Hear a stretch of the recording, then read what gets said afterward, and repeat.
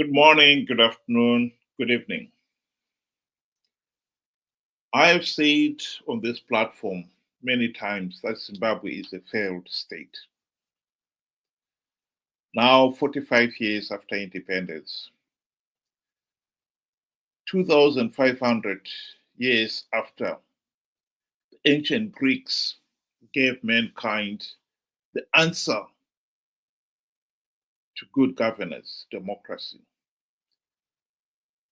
The question one has to ask is if Zimbabweans learned anything in the last 45 years. Are we looking at from now on things will get better? Or are we still blundering from pillar to post? Are we doomed to remain a failed state? Benjamin, welcome to the program. Good day to you and good day to our viewers. Thank you for joining us. I think the answer is quite obvious. We came from the 2023 election, and from that election we had reports from various observer missions, SADC, UN, EU, and so forth. And basically all of them with the same voice condemned our process. After they had condemned the process, what have Zimbabweans done to try and put pressure that these anomalies be rectified? Nothing. So when you ask a question to say, are we doomed to repeat or keep going in the same cycle? The answer is obvious. Yes. Because nothing is being done to address the problem of flawed elections. As long as we do not go head on and fix that which needs to be fixed, we have accepted that we are just going to continue as is. That's it, period. I have to agree with you. I don't think Zimbabweans out there have learned anything at all. You're absolutely right. One of the key things to achieving, to end the failed state status, is that we must hold free, fair, and credible elections and put an end to this case of rigged elections. And unfortunately, I think it would be fair to say that many people out there, many Zimbabweans out there, even now with the benefit of hindsight, they have no clue what constitutes free, fair, and credible elections. I mean, this is disappointing. It's not as if this is rocket science. We had the opportunity to implement the democratic reforms which would have stopped Zanu PF rigging the elections during the 2008 to 2013 GNU. We failed to implement even one reform. And you would think by now, most people would have finally learned what the GNU was about. But of course, they didn't. When you don't even know what the reforms are, how can you tell what the GNU should be about? It is not rocket science. I think this is what I find so disappointing in our failures. And we're still, as the notice I've got on the screen there argues, we still have some people here who are so focused on the individual leader or the party to the point where they've lost sight of what is it they really want. Good governance depends on quality leaders. And if you've got a leader who has failed, you've got to be able to say, you have failed, and let's get another leader. If you can't hold the leaders to account, how are you going to get quality leaders? I mean, this is what is so disappointing. And yet we've got people here who have put the leaders, the individuals, on pedestals where they become demigods. No one can hold them to account. It is disappointing. And this is why we keep going round and round in circles. Some of them do not even want to admit that the leaders have failed. Ben. Yeah, you're right. I mean, the moment you start questioning, leadership to say, why did you do ABC? Instead of the leaders, coming to explain, you are finding that it is, our fellow citizens that will come up in arms, to defend and insult, those that want answers. If you are comfortable with the status quo and being lied to, being manipulated, it is your own choice. But when some citizens come and ask for accountability, ask for answers, to say, you said this and that, or you promised this and that, how come you did not deliver on your promise? It is their right to get answers. They do not all of a sudden turn out to be Rakashi or puppets of the West just because they've asked questions. This is what is really, really sad, to find out that, in all our hardships, the struggle we are in together, it is now our fellow, Zimbabweans that are crushing, the voice of reason, the voice to, to discuss, to have dialogue. And at the end of the day, you find out that, our leaders have now realized that they can get away with absolutely anything.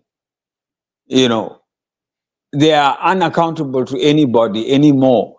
And this is why we find we are in this mess and we cannot seem to borrow our way out.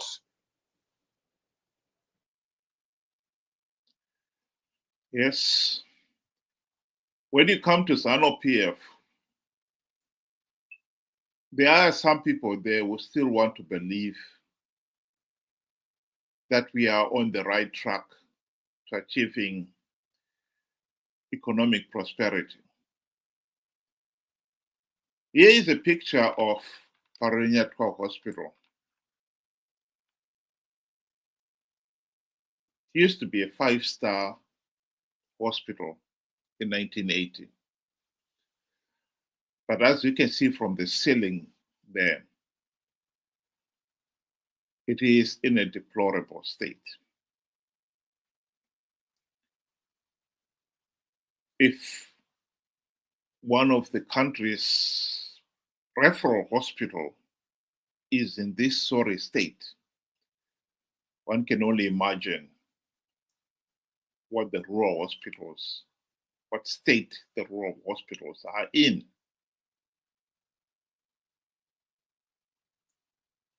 Zanu PF has managed to stay in power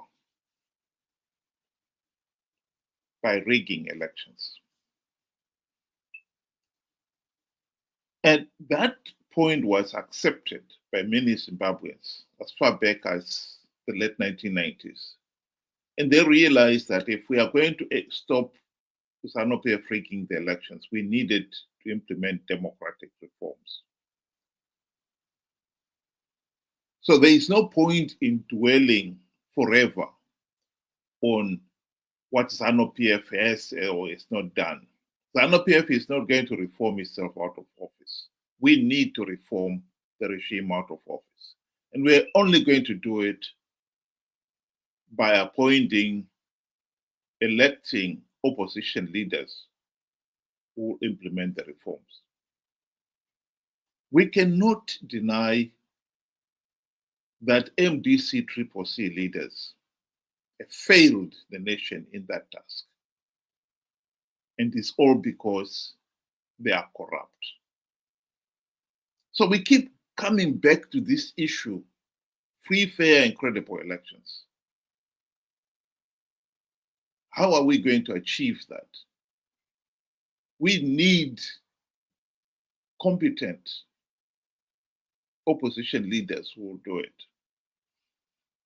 MDC-CCC leaders have failed to implement even one token reform in 25 years. And hence the reason why Zanu PF is able to consistently rig the elections. And they failed to do so because of corruption.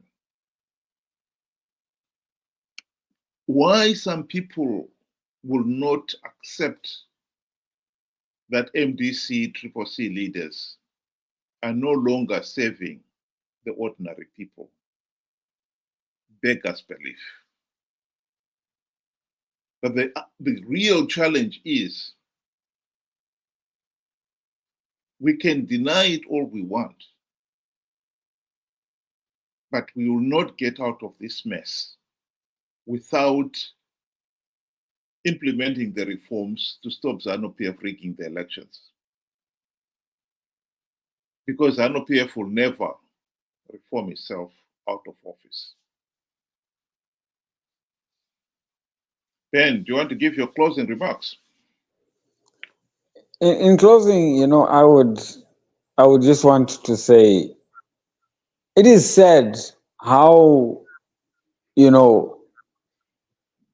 politicians can get away with just about anything, like I said.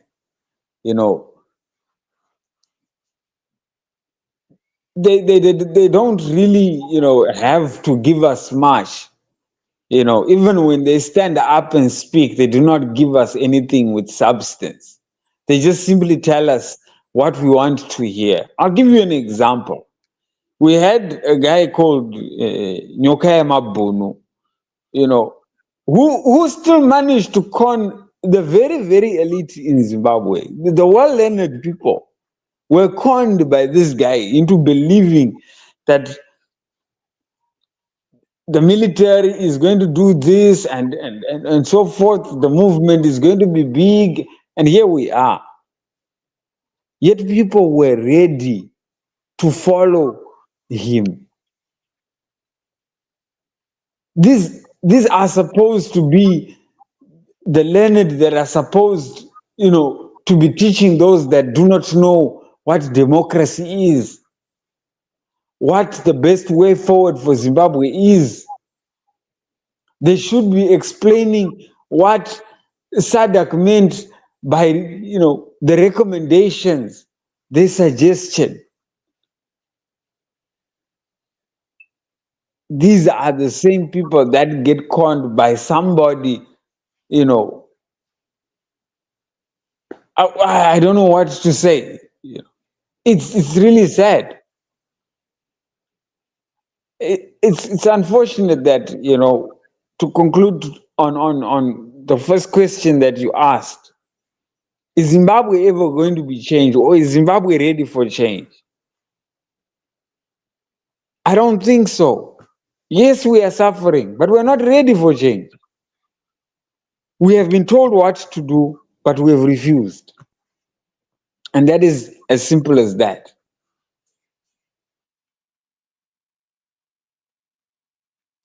Well, I would like to conclude with playing a video clip of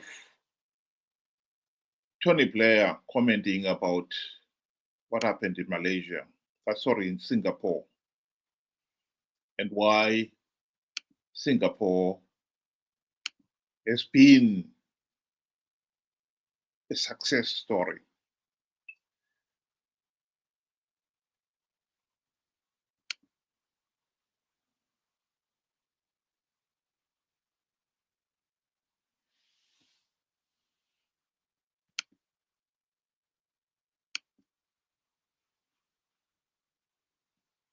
Sorry, yes, still having some problems here. Here we go. Or have been even more successful than it ended up? Would it have been less successful? With Lee Kuan Yew in Singapore, I mean, it's the wrong way around. I mean, I learned so much from him. He took 3 decisions, really 3 important decisions right at the beginning for Singapore. Each one of them now seems obvious, deeply contested. Number 1, he said, everyone's going to speak English. Now, there were lots of people who said to him at the time, no, we've been thrown out of. We're now a fledgling country, a city-state country. We need to have our own local language. You know, we need to be true to our roots and everything. He said, no, English is the language of the world. Secondly, he said, we're going to get the best intellectual capital and management capital from wherever it exists in the world, and we're going to bring it to Singapore. And again, people said, no, we should stand on our own 2 feet. And you're also bringing in the British, who we just, you know, who we've got all these disputes with. And he said, no, I'm going to bring in the best from wherever they are, and they're going to come to Singapore. Today, Singapore exports intellectual capital. Right? And the third thing he did, and one of the ways we're going to do that, is we're going to make sure our political leaders are well paid, which the Singapore leaders are the best paid in the world by a factor of about 10. And there's going to be 0 tolerance of corruption. 0 tolerance of corruption. And those are the 3 decisions that were instrumental in building Singapore today. So in closing, we have got a wealth of information out there on how we should run our country, Zimbabwe, what we should do to be a successful country. Indeed, one of the Japanese intellectuals and scholar, Ken Yamamoto, visited Zimbabwe soon after independence. And one of the things he said was that Zimbabwe had the potential to become the Singapore or South Korea of Africa. And yet, 45 years down the line, we have become the North Korea of Africa, one of the most unstable and poor countries in the region because of bad governance. And the tragedy for Zimbabwe is we have not learned. I really honestly do not see any signs that people of Zimbabwe have learned something the last 45 years. And so I can honestly say we are doomed. We are doomed to remain a failed state until we learn. And so far, we have not learned. Tragic. Thank you very much, those of you who were able to join us this afternoon. And thank you very much, Ben. Have a good night.